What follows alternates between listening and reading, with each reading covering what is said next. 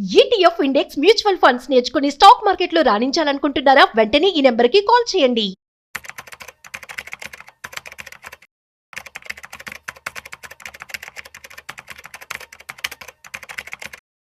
రీసెంట్‌గా నాకు తెలిసిన వాళ్ళు ఒక కామెంట్ చేశారు. సో, నేనైతే షాక్ అయ్యాననమాట. సో, అసలు ఇలా చేయొచ్చా? లేదా? అన్నది అసలు ఒక డౌట్. సో, దీనికి సంబంధించి క్లారిఫికేషన్ కావాలి అంటే ఈ వీడియో మీరు పూర్తిగా చూడాల్సిందే. అసలు పాయింట్ ఏంటంటే వాళ్ళ దగ్గర ₹1,00,00,000 ఉన్నాయట. సో, ₹1,00,00,000 అంటే ₹50,00,000 పెట్టి ఒక ల్యాండ్ కొని, ఇంకొక ₹50,00,000 పెట్టి ఇల్లు కడతారట. కట్టిన తర్వాత దానికి కిరాయి రెంట్‌కి ఇచ్చేస్తే వచ్చే డబ్బులు ఏవైతే ఉంటాయో వాటితో బతుకుదామని చెప్పి అనుకుంటూ ఉన్నారు. సో, కాకపోతే చూస్తూ ఉన్నట్లయితే ఏమైందంటే ఆ ఇంట్లో ఎవరైతే ఎర్న్ చేస్తున్నారో ఆ పర్సన్ చనిపోయారనమాట తర్వాత.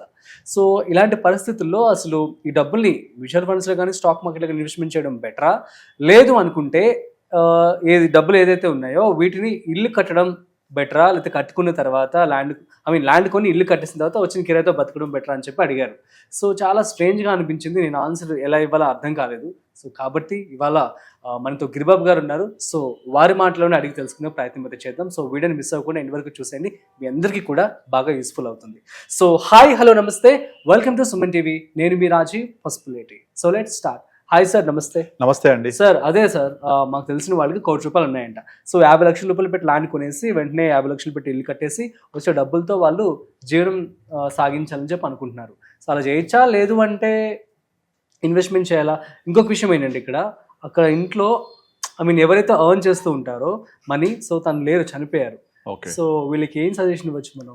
నార్మల్గా సేమ్ ఇలాంటిది ఒక కేస్ స్టడీ నేను ఆల్రెడీ మనం సుమన్ టీవీలోనే చెప్పినట్టు గుర్తు నాకు. అవునా? గుర్తు. బట్ ఏంటంటే ఇది ఒక రిలవెంట్ క్వశ్చన్. యాక్చువల్గా చాలా మంది ఈ టాపిక్ గురించి అడుగుతూ ఉంటారు, వాళ్ళకి డౌట్స్ ఉంటూ ఉంటాయి.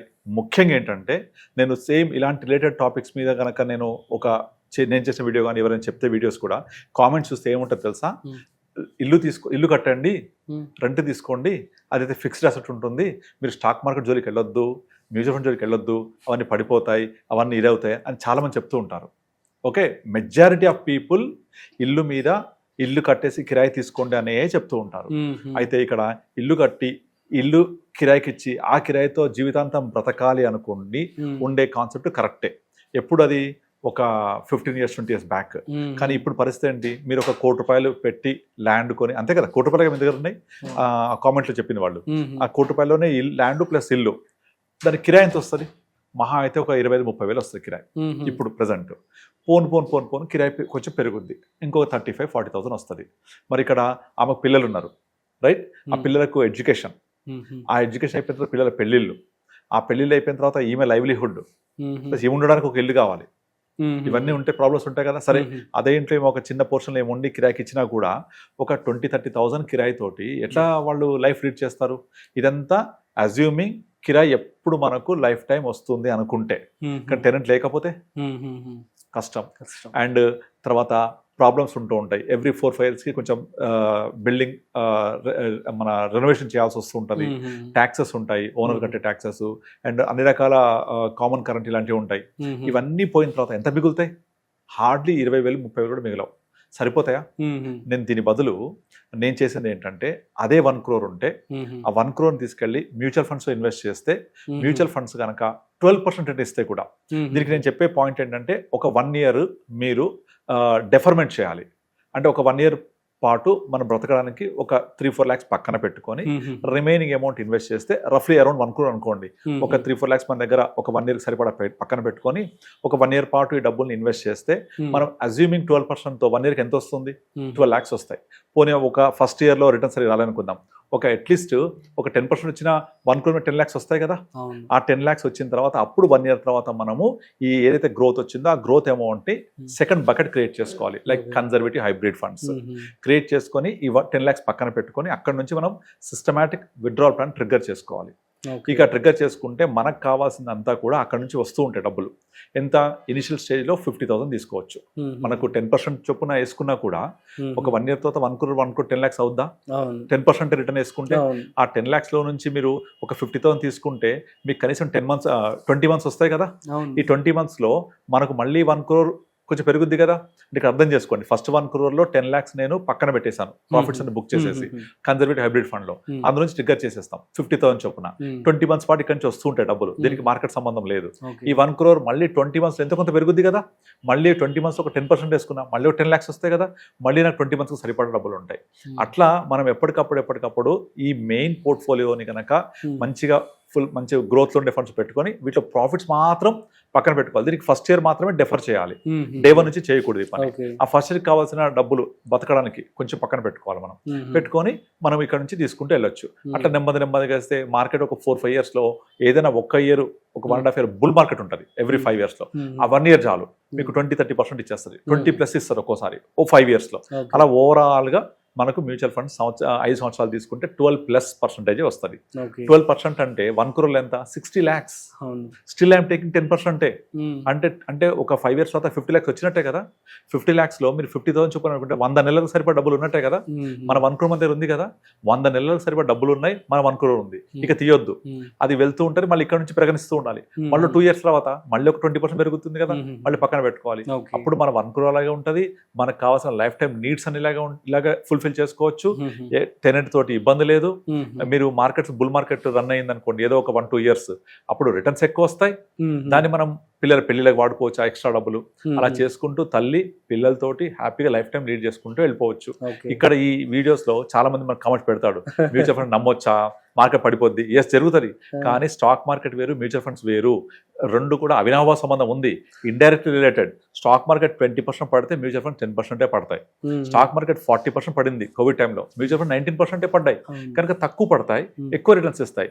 ఈ మాత్రం ఇంకొకటి మనం కూడా అన్ని డబ్బులు కూడా ఇందులోనే పెట్టాం కదా, డైవర్సిఫికేషన్ చేస్తాం కదా. బ్యాలెన్స్ ఫండ్ పెట్టుకుంటాం, కొంచెము అగ్రెసివ్ హైబ్రిడ్ ఫండ్ పెట్టుకుంటాము, లార్జ్ క్యాప్ పెట్టుకుంటాము. డిఫరెన్స్ అనేది తెలియట్లేదు ఆడియన్స్.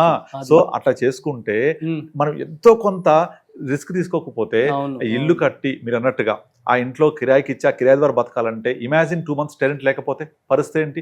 అంతటి కంటే బెటరే కదా ఇప్పుడు ఆ రిస్క్ తీసుకునే దానికంటే. ఎంతో కొంత రిస్క్ తీసుకోకపోవడమే పెద్ద రిస్క్ తెలుసా. ఏం రిస్క్ తీసుకోకపోవడం లైఫ్ లో మనం తీసుకునే పెద్ద రిస్క్. ఖచ్చితంగా రిస్క్ అనే దానికి పదానికి అర్థమే లేదు. ఇప్పుడు మీరు ఇక్కడ నుంచి ఇంటికి మీరు 2-wheeler వెళ్ళాలి అంటే గ్యారంటీగా వెళ్తాను అని రాసిస్తారా? ఎవరు వెళ్ళలేరు, యాక్సిడెంట్ అవ్వచ్చు. అందుకు మనం ఏం చేస్తాము, రోడ్ ఎక్కి మీద యాక్సిడెంట్ అయిందని చెప్పి రోడ్ ఎక్కకుండా ఉండలేము కదా. రోడ్ ఎక్కుతాము, లెఫ్ట్ సైడ్ వెళ్తాం, 40 speed లో వెళ్తాం, హెల్మెట్ పెట్టుకుంటాం, బండి కండిషన్ లో ఉంటుంది, బ్రేక్స్ ఉంటాయి, పెట్రోల్ ఉంటుంది, ఇబ్బంది లేకుండా వెళ్తాం. కానీ మనమంతా కరెక్ట్ ఉన్నా కూడా ఎదుటివాడు రాంగ్ రూట్ లో వచ్చి డాష్ ఇస్తే that is called market crash. అప్పుడు మనం కరెక్ట్ ఉంటే సగం ప్రాబ్లమ్స్ అవాయిడ్ చేయొచ్చు కదా. అది మనం చేయాలి. మీరు ఇల్లు కొని టెనెంట్ లేకపోతే ప్రాబ్లం, దానికి ఆన్సర్ ఎవరు చెప్తారు? అండ్ కిరాయి రాకపోతే ఏం చేస్తాం? తర్వాత అమ్మాలంటే కుదరదు, డబ్బులైనా అక్కడ పెట్టేస్తాము, లిక్విడిటీ ఉండదు, ఎడ్యుకేషన్ ఫుల్ఫిల్ చేయట్లేదు, పిల్లల మ్యారేజ్ ఫుల్ఫిల్ చేయట్లేదు, ఇవన్నీ ప్రాబ్లమ్స్ ఉన్నాయా? అన్నిటికీ అడ్రస్ చేయడం కోసం లిక్విడిటీ తోటి 10% వచ్చే బ్యాలెన్స్ ఫండ్ పెట్టుకున్నా కూడా, అగ్రెసివ్ హైబ్రిడ్ ఫండ్ పెట్టుకున్నా కూడా గ్యారంటీగా డబ్బులు మీకు మంచిగా వస్తూ ఉంటాయి. ఇది చెప్తే మార్కెట్ నమ్మొద్దు, పెడితే పోతాయి, ఇదే చెప్తూ ఉంటారు జనాలు. వాళ్ళకి ఎన్ని చెప్పినా అర్థం కాదు.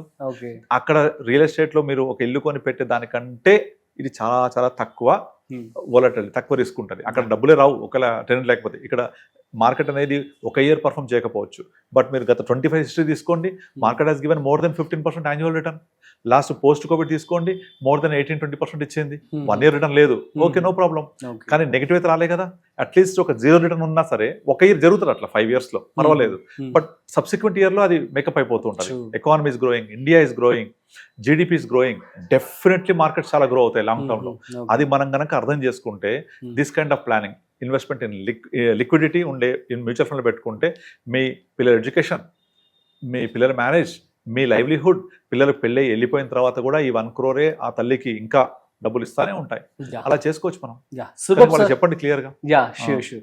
Thank you so much. So guys, మీ అందరికీ అర్థమైంది కదా. మరి మీరు ఏదైతే ₹1,00,00,000, సో నేను చెప్పేటప్పుడు ఒక ఎగ్జాంపుల్, సో దాన్ని చక్కగా ఇలాగ మ్యూచువల్ ఫండ్స్లో కావచ్చు, స్టాక్ మార్కెట్ కావచ్చు, ఇలా ఫినాన్షియల్ మేనేజ్మెంట్ కనుక చేసుకున్నట్లయితే, సో ఇది మీకు మీ రిటైర్ అయిపోయిన తర్వాత కూడా మీకు మంచి డబ్బులు అయితే ఇస్తుంది. అండ్ సో మీరు చాలా సేఫ్గా లైఫ్ని లీడ్ చేయొచ్చు అనమాట. సో క్లియర్గా ఎందుకు అర్థమని చెప్పి అనుకుంటున్నాను. మీకు కనుక ఇంకా డౌట్స్ ఉన్నట్లయితే ప్లీజ్ కామెంట్ చేయండి, మేము రిప్లై ఇస్తాము. That's it. మరొక ఇంట్రెస్టింగ్ కాంటెంట్తో మళ్ళీ కలుద్దాం. అంతవరకు చూస్తూనే ఉండండి Suman TV. This is Rajiv signing off. Video నచ్చినట్లయితే like, share and subscribe. Thanks for watching.